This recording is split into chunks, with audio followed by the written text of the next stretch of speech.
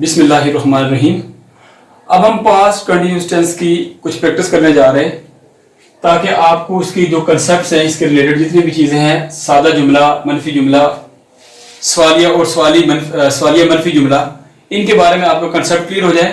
तो सबसे पहले आपने उर्दू के सेंटेंसेस के ऊपर फोकस करना है। अगर आपको उर्दू का सेंटेंस क्लियर हो जाता है, आपको ये समझ आ जाती है कि ये जुमला सादा है, मनफी है, सवालिया है या सवालिया मनफी है, इसमें हेल्पिंग वर्ब क्या है, इसमें सब्जेक्ट क्या है। आपका फोकस मेनली जब सब्जेक्ट होगा तो आपको हेल्पिंग वर्ब चूज करने में आसानी हो जाएगी। और ये अंडरस्टूड है कि आपने फर्स्ट फॉर्म ऑफ वर्ब के साथ आईएनजी का इजाफा करना है। हर फर्स्ट फॉर्म के साथ आईएनजी लाजमी लगाना है, तब आपका कंटिन्यूस में चला जाएगा जो भी सेंटेंस होगा। फर्स्ट जुमला हमारे पास है, तुम कहानी सुना रहे थे। तुम कहानी सुना रहे थे। अब तुम जो है इसकी इंग्लिश क्या है? यू। कहानी को हम कहते हैं स्टोरी और सुनाने को कहते हैं टेलिंग। टेल टेल जब होगा तो टेल के आगे आईएनजी का इजाफा होगा तो टेलिंग हो जाएगा। रहे थे जो था, अब ये लफ्ज जो है रहे थे, ये कंटिन्यूटी को बता रहा है, तो हम इसके लिए हेल्पिंग वर्ब यूज करेंगे। चूंकि वर्ड यहां पर हमारा जो सब्जेक्ट है वो तुम, यू है, तो यू के साथ हेल्पिंग वर्ब यूज किया जाएगा। तो मैं इसका जो जब ट्रांसलेशन करूंगा, जुमला लिखूंगा, तो इसकी ट्रांसलेशन होगी you were telling a story. You were telling a story. तुम कहानी सुना रहे थे या तुम एक कहानी सुना रहे थे। इसकी इंग्लिश देखें, यू आपका सब्जेक्ट है, प्लूरल है, इसके साथ वर्ब, हेल्पिंग वर्ब आ गया, और टेलिंग अ स्टोरी आगे जुमले की हमने ट्रांसलेशन की है। अब हमने मेनली फोकस इन चीजों के ऊपर करना है, सब्जेक्ट और हेल्पिंग वर्ब के ऊपर। तुम कहानी नहीं सुना रहे थे, हेल्पिंग वर्ब वर है, इसके फौरन बाद नॉट लगाएंगे तो आपका मनफी बन जाएगा you were as it is, और आगे हम लगाएंगे नॉट टेलिंग अ स्टोरी।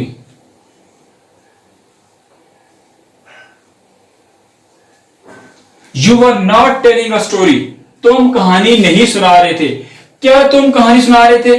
वर को स्टार्ट में ले आएंगे तो आपका होगा जी were you telling a story. क्या तुम कहानी सुना रहे थे? क्या तुम कहानी नहीं सुना रहे थे? वर यू नॉट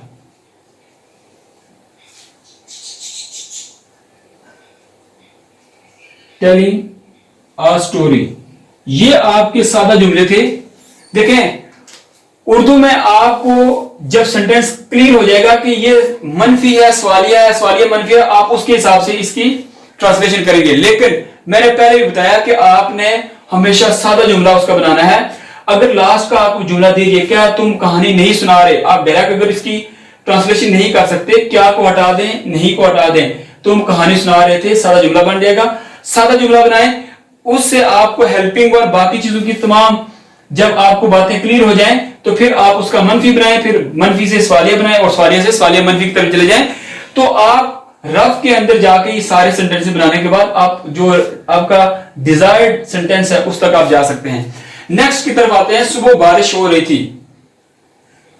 अब बारिश रेन कहते हैं, हो रही थी। अब चूंकि ये सिंगुलर है, बारिश को जब भी आप कंसिडर करेंगे इसको सिंगुलर, चूंकि इसके साथ हम इट करते हैं, इट वॉज रेनिंग, हम लिखेंगे it was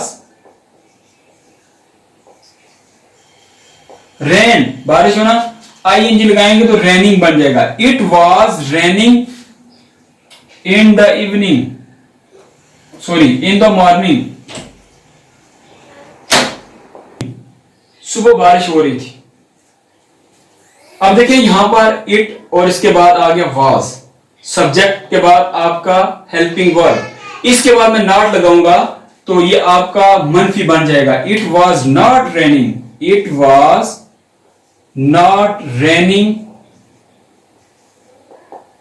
in the morning.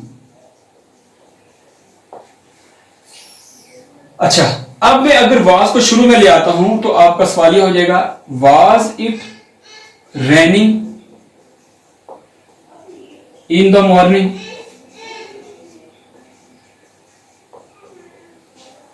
And was it subject है, सब्जेक्ट के फॉर्म बाद नॉट आएगा, was it not raining in the morning. ये आपका सेंटेंस कंप्लीट हो जाएगा।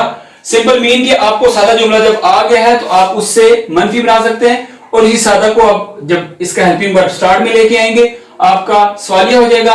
और इस सवालिया के अंदर सब्जेक्ट के बाद जहां भी सब्जेक्ट होगा, सवालिया में जहां भी सब्जेक्ट होगा उसके बाद नॉट लगाएंगे तो आपका सवालिया मनफी इंटरोगेटिव नेगेटिव सेंटेंस बन जाएगा। ये आपका सेकंड था पोर्शन, जिसके अंदर हमने एक सेंटेंस के चारों जुमले उसके बनाए हैं। अब नेक्स्ट जाते हैं, हम एक साथ सफर कर रहे थे। हम की अगर हम इंग्लिश करें तो बनता है वी, और इस चूंकि ये प्लूरल है, साउंड से हमें पता चल रहा है कि ये प्लूरल है, तो चूंकि हम इसको कंसीडर भी प्लूरल करते हैं, तो अब देखें यू वर, हेल्पिंग वर्ब आ गया, यू वर। सफर करने को कहते हैं travelling, you were travelling, you were travelling.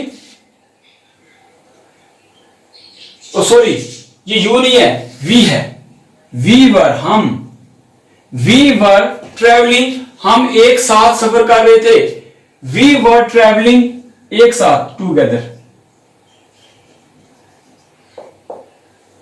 We were travelling together, हम एक साथ सफर कर रहे थे।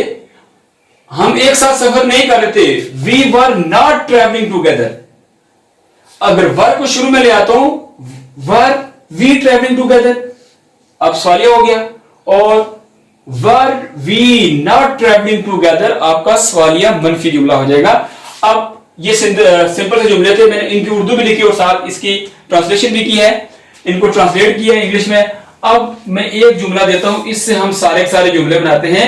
इसमें तमाम के तमाम जो हमारे मोस्टली यूज किए जाते हैं pronouns, I, we, you, he, she, it, first person, second person, third person, इन तमाम से हम सिंगुलर और प्लूरल के साथ हम जुमला बनाते हैं। एक ही जुमले के हम मनफी सादा जुमले बनाएंगे, मनफी बनाएंगे, सवालिया और सवालिया मनफी बनाते हैं। देखें, कोई भी सिंपल सा जुमला ले लेते हैं।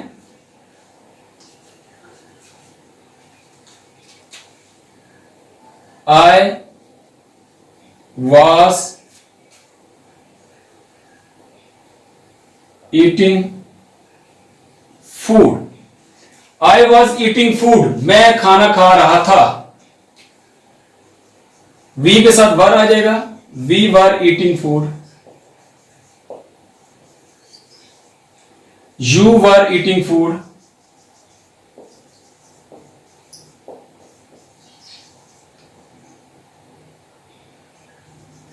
They were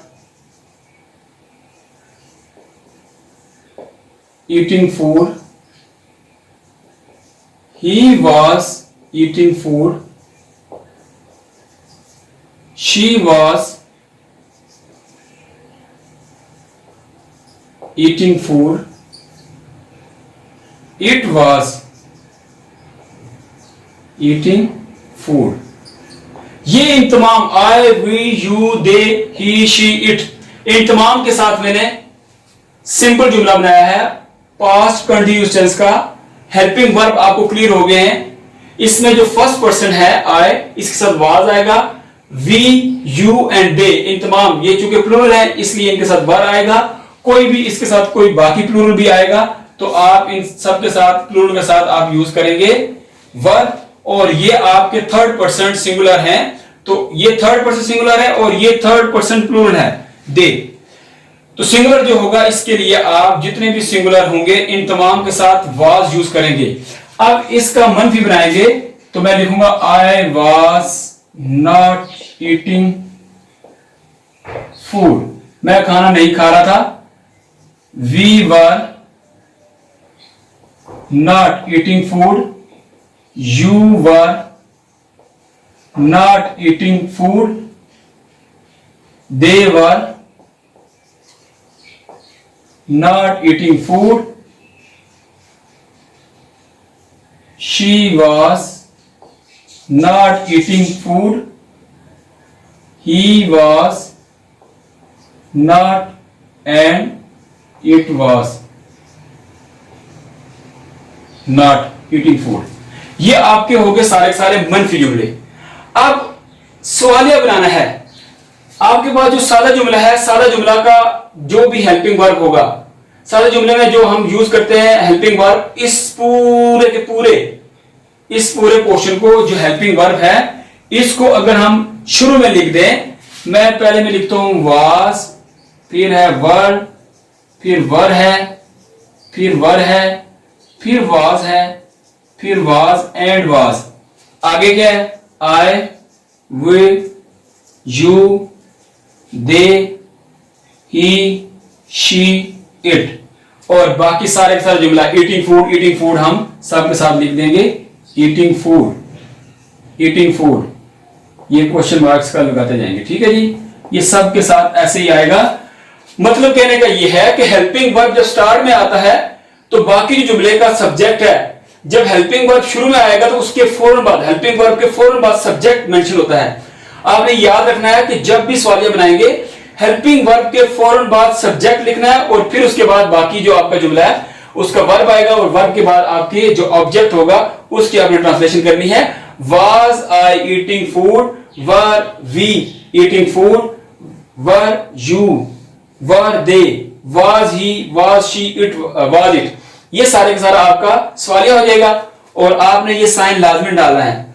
फिर इसके बाद आपने इसी जुमले के अंदर जो सवालिया होगा, इसके सब्जेक्ट के फौरन बाद आपने नॉट लगाना है। ये जुमला पूरे का पूरा उठा के लिखे और जहां पर सब्जेक्ट होगा उसके फौरन बाद आप नॉट लिखते जाएंगे तो आपका सवालिया मनफी हो जाएगा। Was I not eating food, ये आपका सवालिया मनफी हो गया वाज। और फिर were you not eating food, were they not eating food, were they, were we not eating food. और ये सवालिया का निशान भी लगाना है आपने। और इसी तरह आप क्या करेंगे? Was he not, was she not, was it not. ये सारे के सारे आपके जुमले हैं, प्रैक्टिस है।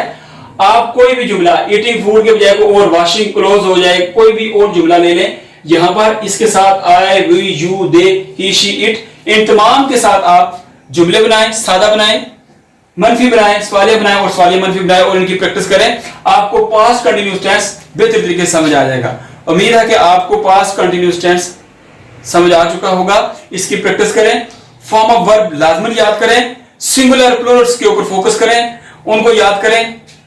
सिंगुलर्स देखें, प्लूरल्स देखें और फिर देखें कि किस जगह पर जो सब्जेक्ट है एज अ सिंगुलर इस्तेमाल हो रहा है या प्लूरल इस्तेमाल हो रहा है, उसके हिसाब से आपने उसका हेल्पिंग वर्ब यूज करना है। उम्मीद है कि आपको सारी बातें अच्छी तरह से समझ आ चुकी होंगी। अस्सलाम वालेकुम वरहमतुल्लाहि वबरकातुहू।